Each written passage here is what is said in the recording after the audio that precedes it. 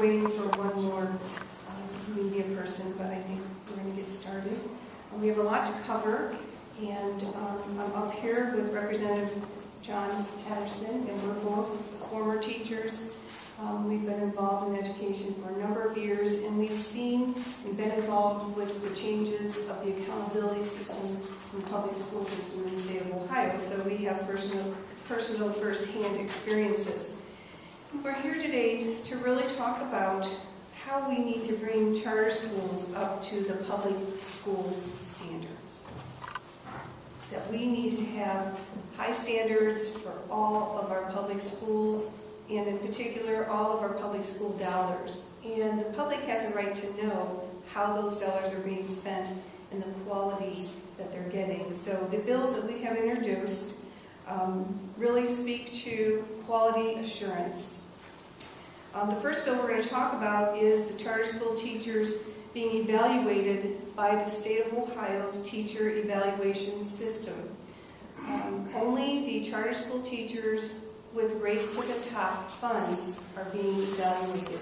Many of the public do not know that the rest of the charter school teachers in that system are not being evaluated.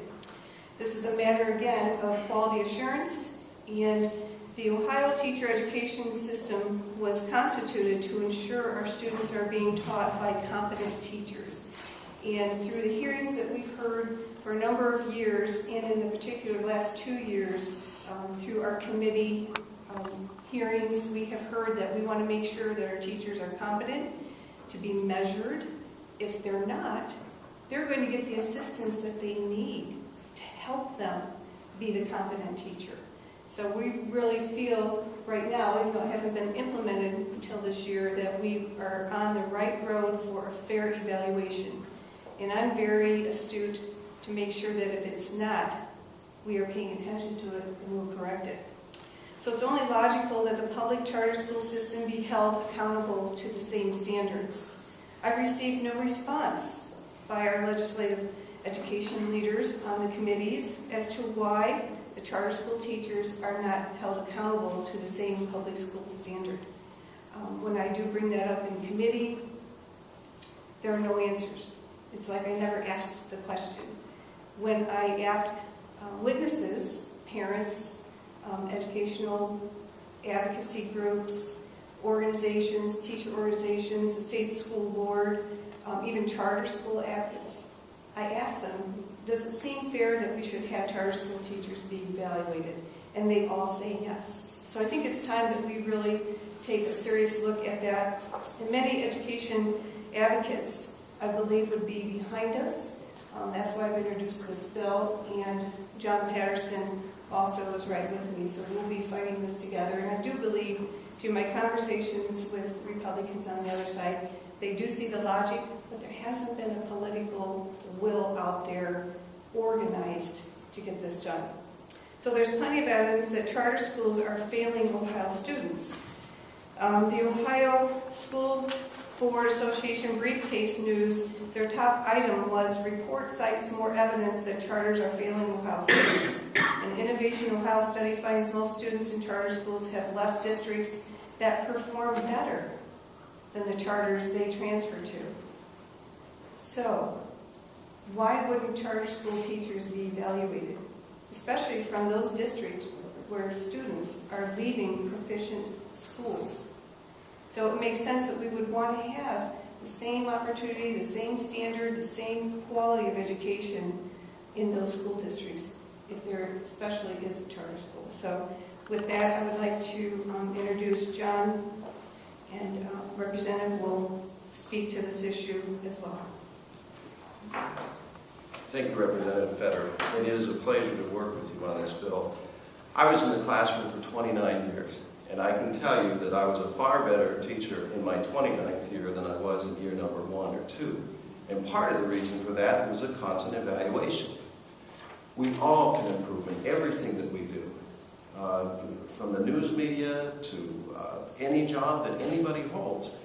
We ought to be evaluated, and to let this fall short is to do an injustice not only to our students who are the future of Ohio, but to the taxpayers who expect quality education for the money that they are investing, and it is an investment. Public education is an investment. I know that there are limited tax dollars out there, and I realize that our underperforming schools fall into this category. The bottom third of all schools that are underperforming are charter schools. The most important element in a successful school situation is a qualified teacher who is there learning along with the students, pushing back the frontiers of ignorance, as we all do every day. And if Ohio is to move forward, we need a quality education that is adequately funded, that is thorough and efficient for all of our students. And one of the keys to begin that process is to require evaluation for all teachers and not give anybody a pass. We, as a public school teacher, I welcome it. My door was always open for a principal to come in or a colleague to come in. Transparent, and that's the way it has to be if we're going to have fair evaluations to improve this system. And it's an investment in our future. Representative Fedor. Thank you. Another bill that we have introduced is House Bill 548. And I want to have you look at the screen. I don't know if you can see it, but we probably have documents for you. It's called Back to the Future. Charter school push continues despite documented shortcomings. And recently, the newspapers have done a stellar job in trying to just investigate, what kind of information they can get. Like, are they providing public information as they're required to? And we know that many of these sponsored or the charter schools did not respond to those public requests. So that's just, a public school standard, again. And they need specifically to understand what it is they are supposed to do. So through these kinds of reports, we as legislators are understanding that there needs to be some kind of, review, study, especially education for the sponsors and all of the elements for charter school operators on what their responsibilities are. But in the past, in the Senate 5 years ago, in fact it was 2004, I almost dropped the same bill. It's almost identical.